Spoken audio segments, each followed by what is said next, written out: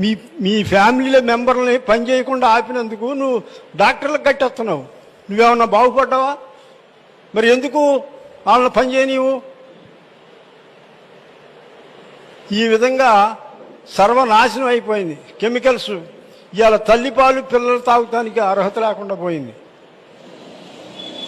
అలాంటి సిచ్యువేషన్లో ఉన్నాం మనం ఇప్పుడు. జపాన్లో 9 అంగుళాల లోతు మట్టి తీసేసి మళ్ళీ వ్యవసాయం చేసుకుంటున్నారు. యూరియా గుళికలు ఈ 2.4 గుళికలు అయితే 6 సంవత్సరాలు కంటిన్యూగా అయితే 100కి 100 మందికి క్యాన్సర్ వస్తుంది. పంజాబ్ హర్యానాలో అదే జరిగింది. అక్కడ బ్యాన్ పెడితే ఇక్కడికి వచ్చి పడ్డాయి.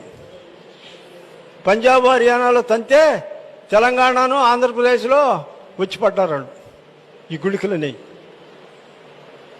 ఈ విధంగా మనం రక్షించుకోకపోతే, మన పక్కాళ్ళను రక్షించకపోతే మనం ఎందుకు పనికిరాం? మనం ఏదో సాధించాం అనుకుంటున్నాం. ఏం సాధించాం? ఆరోగ్యమే మహాభాగ్యం, డబ్బు కాదు. ఇప్పుడు మీ జేబులో ఉంటాయి, కాసేపు ఆ జేబులో ఉంటాయి, తర్వాత నా జేబులోకి వస్తాయి, ఇట్లా మళ్ళీ మీ జేబుకే వస్తాయి. మనకు ముఖ్యంగా కావాల్సింది ఆరోగ్యం. అది లేకుండా చేసుకుని మనం రొట్లు